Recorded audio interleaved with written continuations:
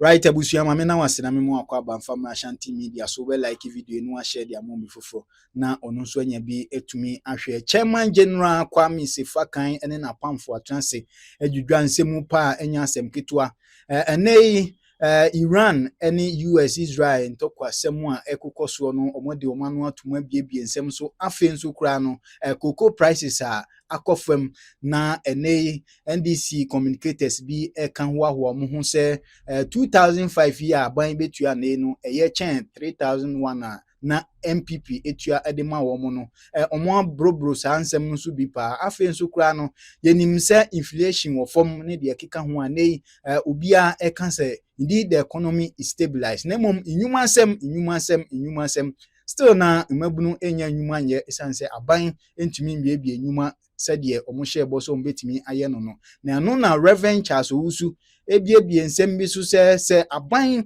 ananse upetumi na hwehye bo akese a unni nyinaso papa bia se uba obetimi aya niama bi se ya na etimi edebrewo na nyo no nko ene kasa ye yenim se Dr. Mark Oliver Kiwo enso so de nano etutu sa nsem no bi afen so no honorable Andres Ejapa Mesa enso so boama discussion no koso a matimi ehwiehwie nsem bebre na biebie nsem so a enya nsem keto ye begibre na yakwa kotie discussions ne bi yenso ya dwenkyere fa sa nsem no ho yetumi edi ato comment section was on 3,600 and only 2,500 there at the 2,500 at Dukoguma Butuma Tanzamo more some 2,000 3,600 then yes now what text message second can don't know I don't read the margin was on there 2 days ago I made a point on TV3 what's the value of 2,500 cities in there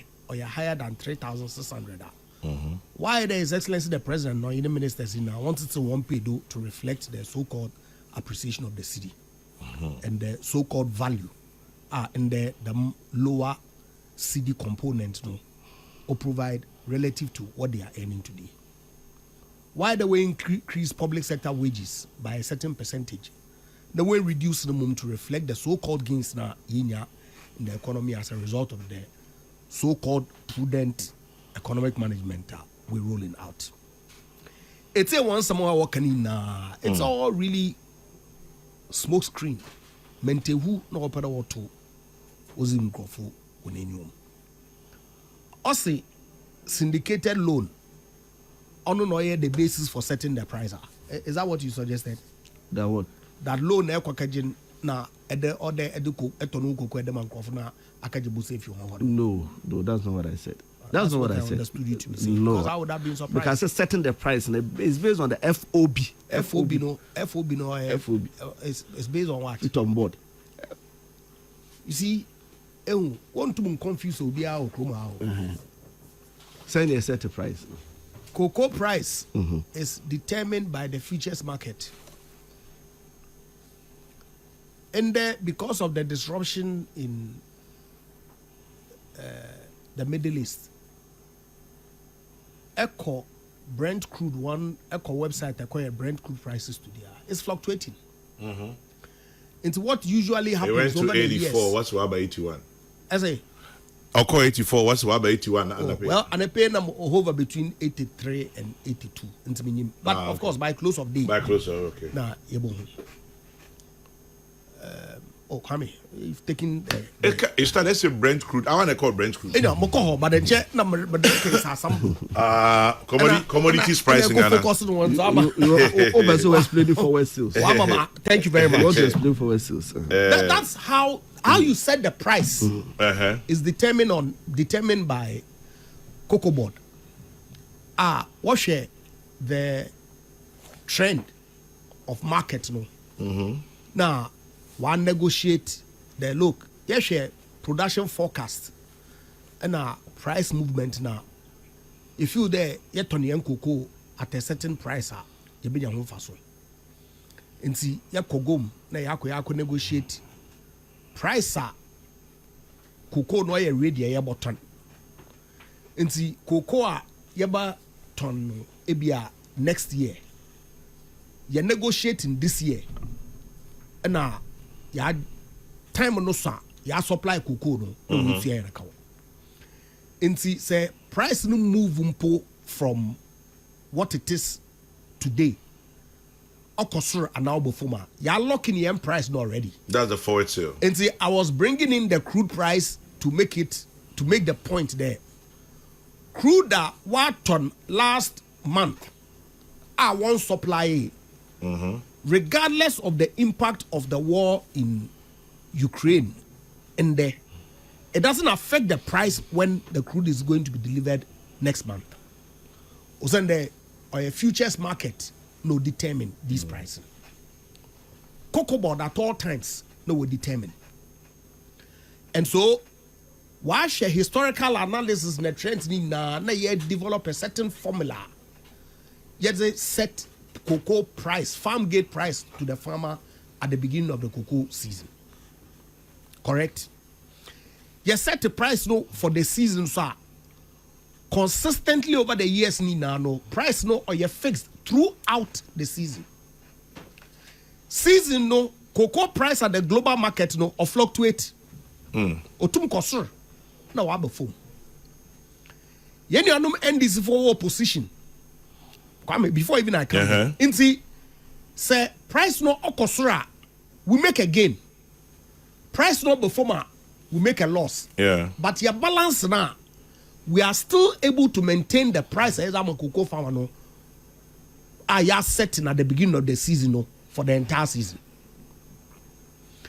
Inti say asset to FOB price based on which asset to farm gate price at 6,500 per metric ton. Now within the season, no, why rise to 12,000? You make a gain. Within the season, also, or drop it to 2,500. You make a loss. But because price don't yet fixed, tomorrow rise, no, or drop, no, you are able to manage and still pay the farmer the price that you fix right from the beginning through to the end. In fact, say one season impo any more money, price no cost more rather than dropper. Your gain is significantly higher. Into the following season, if some price fluctuation in the bar, you are still able to manage it to pay the farm gate price throughout. That has been the history. Coming true of us. But yeni onum NDC for politics in tea. When you know, they know. But what's the one so politics in tea? What's one am cocoa food? Mama Gabna Peter Otukuno MPP. Was word to Anya Kofu. And that was where then also how is it not the other way around? What's what walk up? I wanna summer walk at cocoa farmers in MPP for so way to Anamora watching much cocoa farmers there. That's really the situation. Kwame. Where? They know the truth that cocoa farming or ye juma or ye Papa. abandon them purely for one reason, to protect the cocoa farmer. It's the aggregate cocoa need now across the country. Now you set up border, one manage, and one negotiate the sale of the product external. Now throughout the year, with your cocoa farmer, no, the season price was set from the beginning of the season, so that at least one livelihood can be sustained. The one sitting. One asset now. That's all. That is the sole purpose of cocoa board. Sometimes they make huge gains over and above the FOB price based on which I want to set it. Farm gate price, no. Sometimes they make a loss because the price will come down. But because of the gain and loss that they make and the management intermediary roller cocoa board play, no time in history except 2026 and the cocoa prices mid-season has had to be reduced. No time in history. And you sit here and you think this is a matter for politics? Chairman. So it's unbelievable. These are matters of fact. It is the reality of the cocoa farmer. In fact, Kwame, Where? Yahtzee. So then, What the LBCs have said that look, based on the cocoa season price, they've gone ahead to buy the cocoa from cocoa farmers at that price. If you won't supply cocoa from Brown, into our co. how do you manage it? And you think it's MPP issue? I won't. No, your MPP show also where then we No, but it's a national matter, and as a responsible political party, we ought to amplify it. Band there. After all, it's at 90% of the cocoa already. Kwame, tell you. Me too, 90% of the It's at cocoa. 90% of the cocoa already. So you can't cushion the cocoa farmer for the 10% that is left for the season. Gains make when the cocoa price got to 12,000. The miscadawine. Now, I did share them time or 20. So let them come and tell us that they didn't sell any cocoa for 12,000. One by one back and share. Then they are quick to go on the cocoa board the cow. Now what has cocoa board the cow got to do with anything? Sika yeton cocoa biano. A set aside farmer niska. And I'm a cocoa board so woniska. In fact, some actually go into the consolidated fund. True or false? I believe true. Inti cocoa board woniska wonyano. But what has that got to do with how much goes to the farmer? What has that got to do with anything? Cocoa board make 30 million or 300 million or 1 billion. And I must make roads to cover the entire country. Now they make 1 billion or say they scheme biano with the roads no over 40 years. What has that got to do with the price that you have to give to the farmer?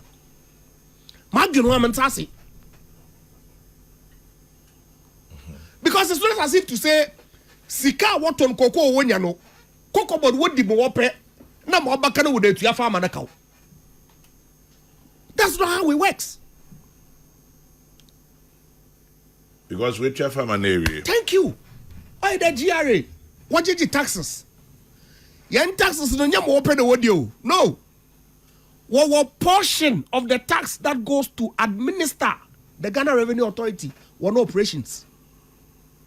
Scan Kenny no consolidated fund to pay for other public services. So how do we even mix the two? The UCT is obedient politics. Men come in, men could be sad. Oh, Sabotana, 2 minutes spread by me. Why was one? Okay, maybe 1 minute talk on. How do we even mix the two? Sebasre, look. There be a maka, and then some P they were able to be in politics. But when it comes to Nkofu one assets name, already the level of poverty away in Krum is high. Omemuha is high. And so it's important that's an objective ban to set up a board that ensures that you where you kwafo one assets name no can call yabon ban. We cannot joke with it and turn around and say that because CD will appreciate and suffer. It doesn't work that way. See, what's wrong? Marty. You. It's your best one here, Kwame, if really the cocoa gives Ghana so much money and there's been a reduction on the market, the least government could have done is to pay the agreed price and add it to our national debt. As in Yako, and you better sound. Kwame, answer never Korewa. Yeah. Another quick one answer story. I walk up. Cocoa value chain. It's in the region of some 100 or so odd billion. Right? We get only about 3-4 billion. Together with Cote d'Ivoire, we're at about 12 billion. About. Okay. In the SABO process, cocoa no 50% waha. What it means is that you are telling the cocoa farmer there, rather than 12, you pay $50 billion. Right? So how much are we going to pay them? So why are we using FOB price and saying that you're more than 70% of FOB price? Because this year, pricing dynamics don't have to change. To reflect the extent of the value chain or the value addition essay ever pass law. Yeah, but we've to not gotten chairman, there Mama yet. Kamasa, We've not Mama gotten there Kamasa, yet. Mama Kamasa. And see, so they are actually telling the cocoa farmer there. But what catch a cocoa farmer in there? Send the yacht so then you or send our China 6,500. We're about to be 30,000 per bag. But that's the point. Now, price in such in Ghana. You're Ghana for the setting up cocoa price. Say sorry, Anna. Yeah, the Bobia to say this year, Everton 5,000, Everton 6,000. International price, Everton prevailing cancer price. And now buying the so. You be tria cocoa farmers. Since here, I say, price being all. The price of all, I buy any see cocoa farmers. No, and now I buy no, I can't say, I'm a cocoa farmers. That is the question. Peace FM. Nchechemu bebre aba ade problem ba kwa aba ne se o mampani mahama pacha wadaro ma wo tie bia no pa ya ntiase Ghana yina e wo stake o man no aba Kwame yeah ni pa do o man mu ye de ba akofo koto cocoa board ye wi ana asama akoye chairman you can say blaster committee. I mean divided attention. It is a on whose side no. And then what does cocoa have to do with black stars? At the time I hear said, the Minia Otukono, Nesenka long ago, and I think away. Engagement with families. Of course. I do want to tell you. In fact, you penny, do our you can say what you just a boy here do. Because of your farming here. Me who know several times I know cocoa farms. That's all no do cocoa. Yes, because if you are our farming here. But you see, the Omoya in the Senka price ye who said ye be banner. Cocoa you can say cocoa board chief executive and directors. In our TSC firm and all the cocoa growing areas. Any farmers engage a church. I mean you say the kuya here day. And you are buying pay. Say you are buying music to say. Then so the abeni. And come in the sabi abema abiding at all. Na nchechemu no ma bufuo kra den eba every say enche bia and you who say you no business simpie so at the time now mutua more than even 3,000 Ghana cedi no no mo catch as a price na at the time no and the senka so just say dia buying the be 6,000 or 7,000 Ghana cedi. Yes you him say me nua mesa asema na okay 10,000 no e call within just 2 days bi na e pagya call course cocoa price I say gold it me call na ba na actually I call almost 13,000 in one day. One day but so fluctuated. E call na ba enti niam bi wo ha ye de ya amanyo sem a me ha de ha me because we e omanya sem e nkofo sabi enkwa eni omabrabo e ho asem e ne ye ka. On the other hand, Chairman, the Amasabi, a genuine the 2 months and could see you and say, maybe I am a Mr. Africa. O my I see Casamagina so. You job creation. O my I see Casamagina so. Sabi near say just about 10% in Aka, the intimate cushy, I can say, farmers. Like as any small year cano. Nada, the other die one. Because I as well, who say, O my I see Casamagina. The air say a woman numerating Ever. In fact, me mentor, me funny every day, me tin home. Maybe any dream, but Sana Matia. Donald J. Trump. I feel wow, we are to me a mentor. Chama me back me be some so. Ayo. And I'm saying Sika about mining, you know, from independence time. So the Libya or Tiasi Biano. A fee bronya we or Mobieska. I want him. Because this kind of a beer buy says a chum will be. In fact, for the first time, apart from some child benefit in unemployment benefit in was someone Columbia could be account. A Columbia, ya want US or US citizen be your beer account a manner. Ya this is a account. So, Odi 18 years of a size canon. And like I say, economy, I can say a year. Economy, a year now, you're 10 years, you can't get any man, as you say now. But here in Ghana, the economy a year. Meanwhile, no, I mean, Sikana Matia Fish 1,038 Ghana cedi. How many bus? And our car, farmers, no, cotton amount because if indeed someone to 90%, and some 10% yeah. 10% no. Times 1,030 Ghana cedi. And I got into me absorb. There be an chichimu eba nyina we Canada or na we Canada or na we Canada na we Canada. Me maka che o mpani ma ama se. Dia wo ye nyina chi no. Wan hwe ni ya niam kitikiti say no. Be gu aban n'anim ase. Me hu why so the chief executive is still around. Me nim di ntia. Ali. Oh yeah, come on. Me o man bia asebio yamfa amanyo sem anas omanya sem enye namfo any mini masem bia na but some ka okọ ya che And never solve a problem. oh I'm telling you chama I better solve a problem be I better solve a problem. Baby hwe me hwe ye ni otuko no call pharmacy ho na me hwe say ahon brase a oni omodi kasa na ncheche ma ode ma omo you could see from their faces say even abufuo kura bakura na akoma den akofom I thought that nyansa dodo mo nyansa dodo moi c'est me patron pencheche mu me na minim I am in charge I am the boss because me tie papa bi a wodi be almost 80 something and on say ya ban ya dia wa ye nka ono onya dia ben ojidi say aban no say bo no kosora aban ne betum even for the first time and ye nya say ye mra say bi aban bi abakra na say bi okoko no boko fam e kosoro untimi fa on side enka aban say oye 70% and even more crampo no so we hear in the current price a world market now aban si kodi about 90% na aban so otua den e dey ama farmers enti sen kan chechemu na koyiye pa ne farmers engagement come sure say on be nya nti ase de ntia e bia nti so eba na sa aban kura kushi won kura na aban sa aban kura ka che won enka in the relative forms no me tua 2,800 because of born I work sorry I'm on born nti yeah nanso so enam said ye mo dwuma ye tie na oman yi a mo si boye na mo man fapem dodo no so gina kokoo so ntino me aban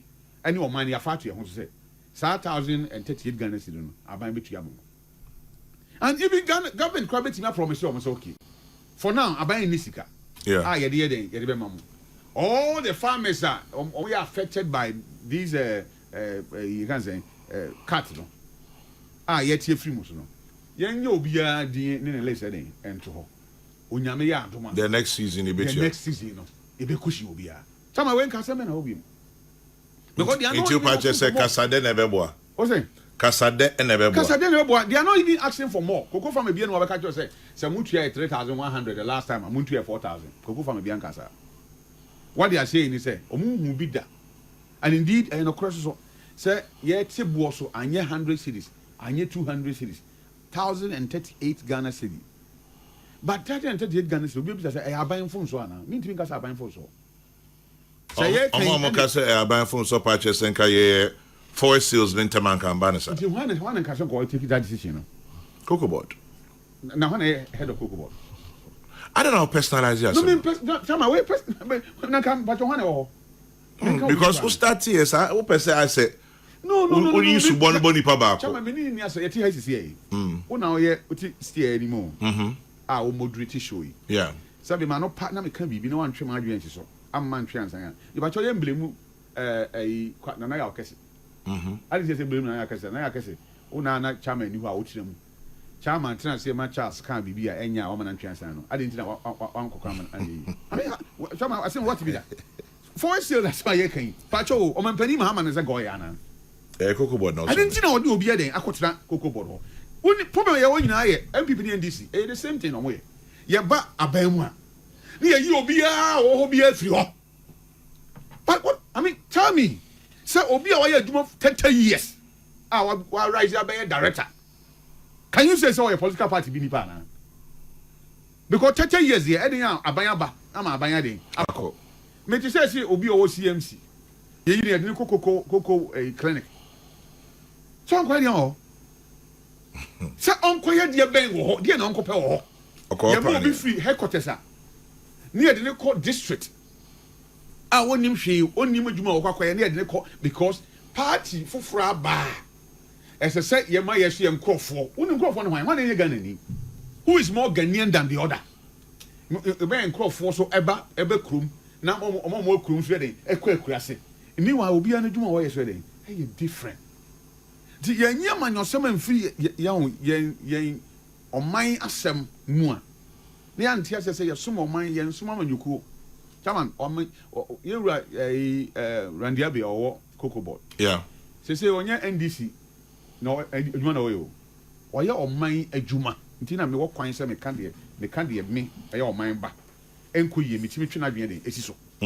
Enti se ya anya ne sa na aban ba na kwese party bi na oni ekuro no nti de oped o de kuro be ya wo wie na so jai kuro no to na okọ na kuro na bokora na okọ ne ba bi en kan sa enye yi kuyayo enafam yan Africa ha se ye kuyayo no chairman wo hia obi na wo chia ne nsem se ya nyesa ne mema yo but wo hwe ne nsem a sabe o de twi gare kuro ye yi minima kwa bia na odo ne nsa tokuro ye da ha ya di nsuo timi gu ama sabe o de horo wani no chairman no bi ni nsem nsa na tua Okay.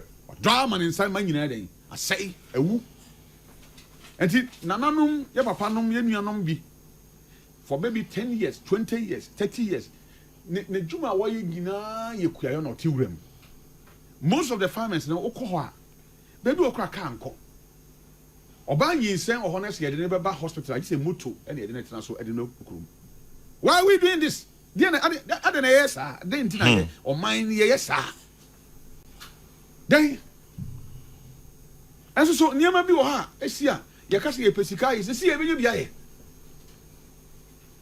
ye benye sika ni bia ye se ye chairman me pa cho enkoko na ye se ye kofa dia ba no ye sika na ye de kwakuto aba Enkoko de nkete no ye sika foforo na ye de kwakuto aba sika na me fi se ye nya nkoko ye okuru we mu na se ye nya nkoko mo na ye jai import na ye de ba na se a ebebo no me pa cho cocoa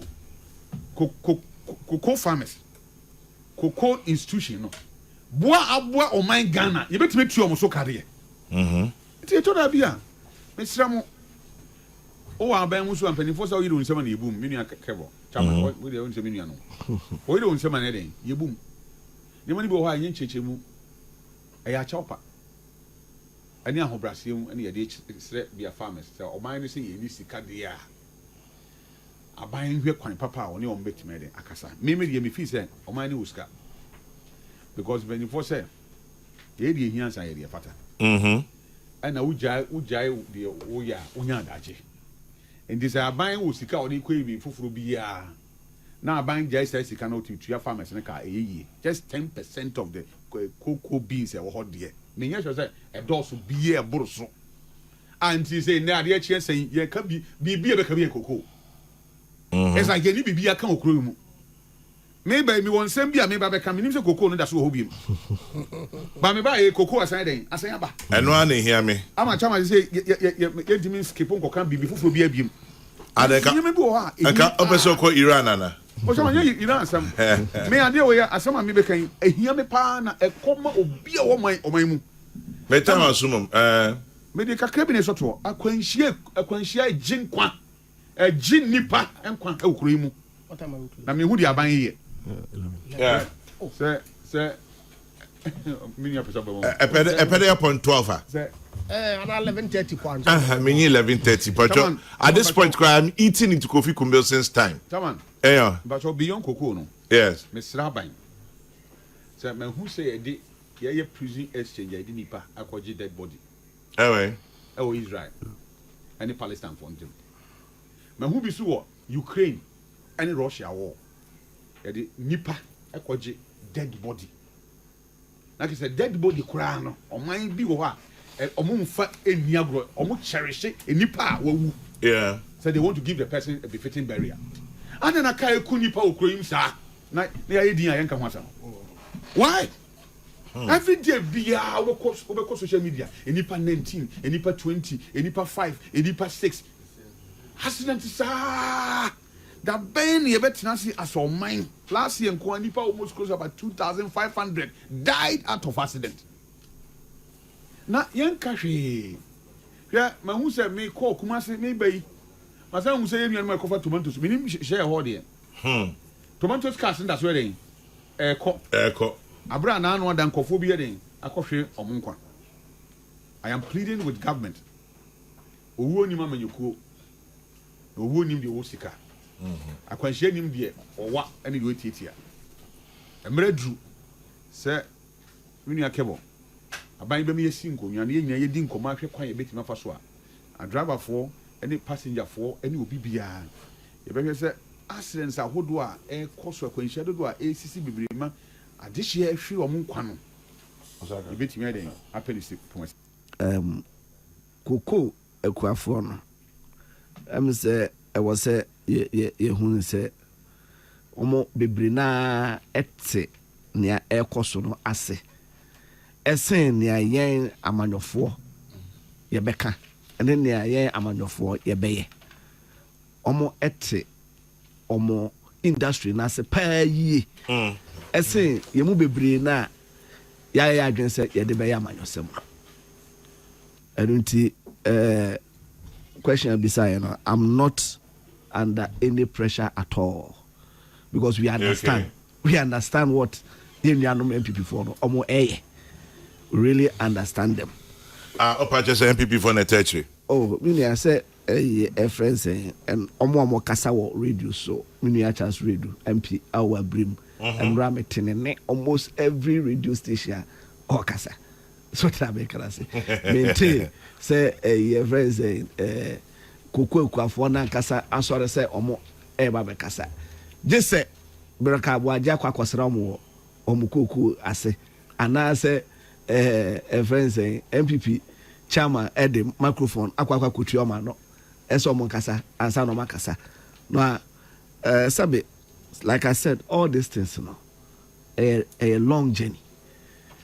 Say about 20 and I no MPP for omunenam kuku miase ene kuku for no etun sadidi no more ebon komo kasa. It's a long journey. Are you saying say Koko Ekuafo no omuni genuine case bia? No, I mean say they understand the circumstances. Omo etiase. Yes. Because when you engage them, they will tell you say omo Koko sis ebi kompo edi 9 months na yento. Na yento. And now they understand. They know what is happening.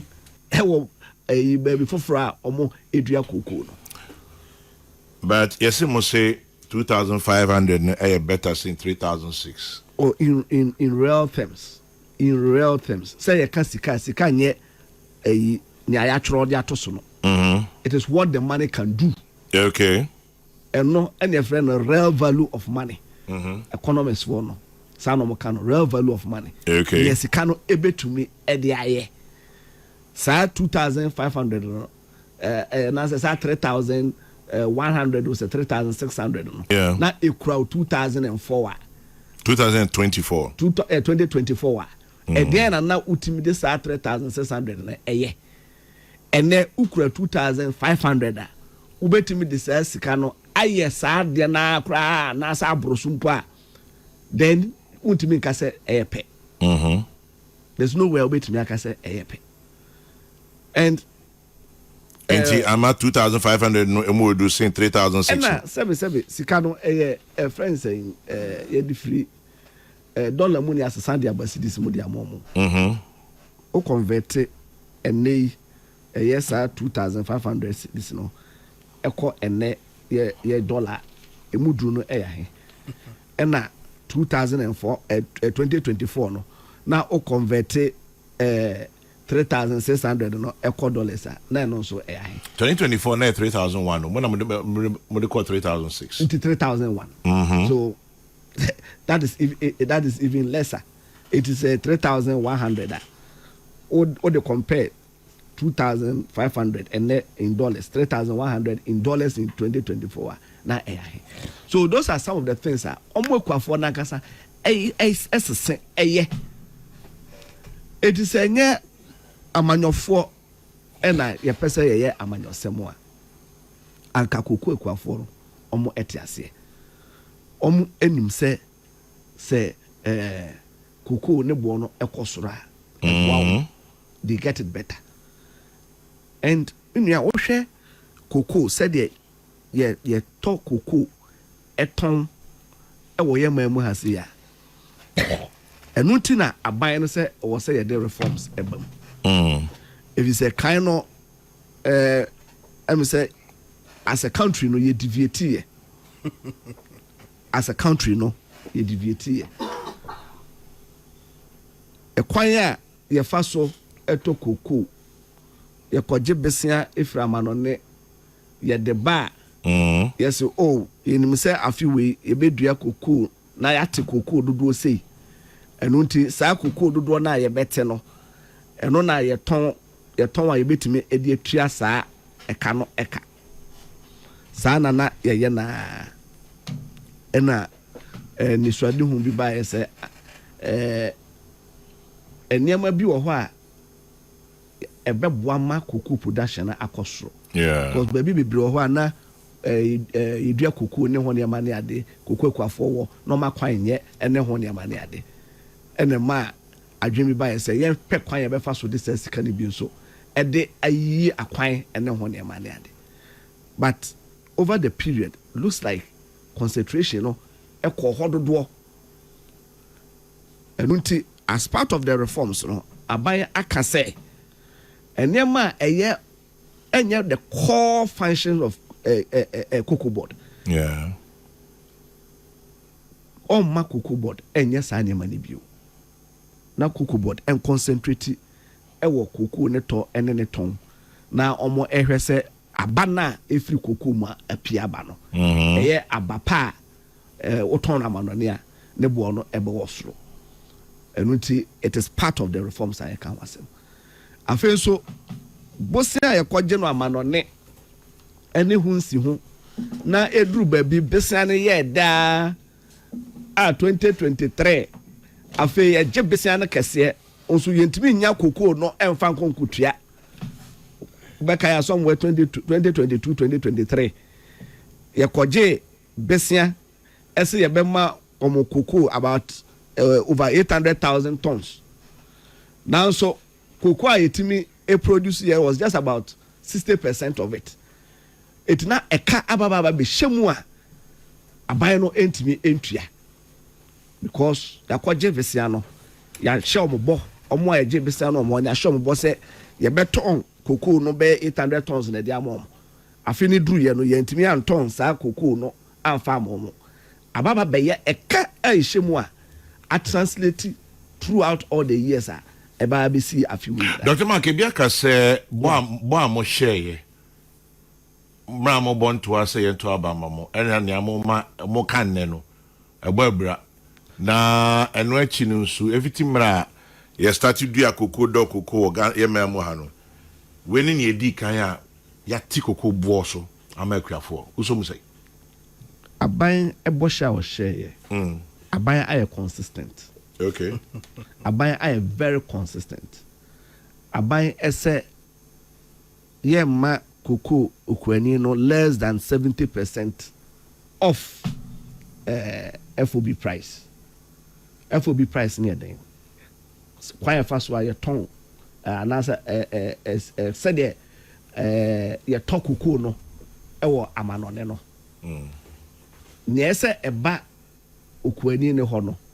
Uchem oha ese emu aduoson eba okuani ne ho. Na emu 30% no ye ohanche mu aduasa no eno ekọ ye dwumadi akoko board edi ene ho ne mane ade enu ti say, and that is why it was stated in a percentage. It is a world market price no ekọ from one a percentage ho asem na yeka if you say ni aban hu ya ne say and we are siasa aka ekra say ye e dia hye emram amana gina ho say de be ya bebo okuani no ho ban because ni hu ya say fiti bretenten utresi free 1992 a free 1992 na FOB price no ne de kwakwa na be 28% from 92 and a buy ya e ba be see 2010 for the first time I hit 70%. And a peaky in 2011, 72%. That's where I hit a 1 million production mark. No. It aban be who you say the more uma okwani no a higher percentage no e increase production no e ma otimi e ton dodo e de ko amanone.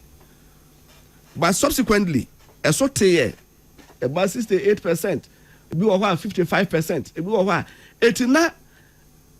Ye sheda enni bibia e hye aban ne say okoton amanone a e was a percentage we e na wo de ma okwani no.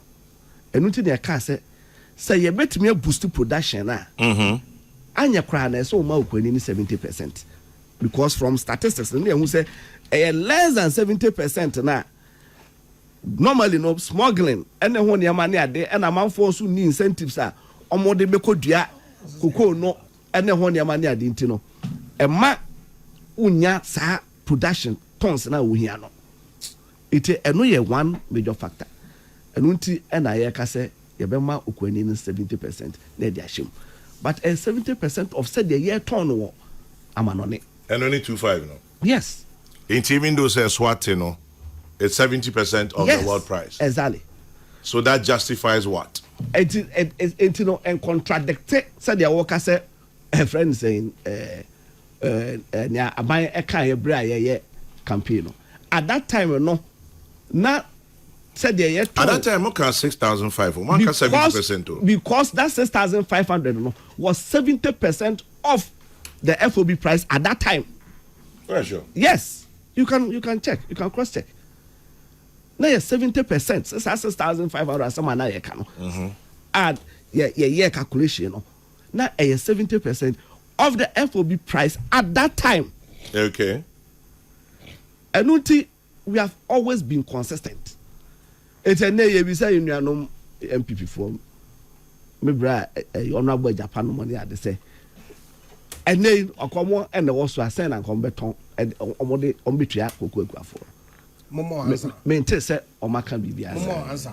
Maintain so omaka bibia say do so me dey count away no. Pacho do so it NDC for because obi should be some funny question bi wa. Or say if 2,500 cedis is more valuable than 3,006, then all government appointees should reduce their salaries. Thank you. And then Tiobo ahene now was about okay towards. Ana Kwame na nyasam na no raka. Oliver Pacho wi.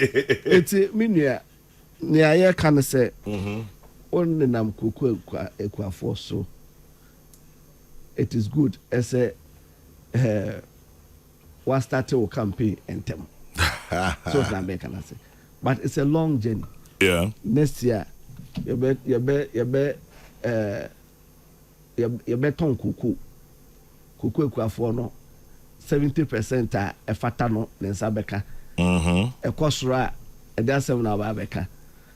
At the end of the day, you can reforms. You say no, besia ya kwama no ne ekobono. Say you be boss besia no within Ghana. A year domestic cocoa bonds. You be issue domestic cocoa bonds. E wo memu hasi. Ni nyina ebe boa aboa in stabilizing cocoa prices na ya dema ekuafo no.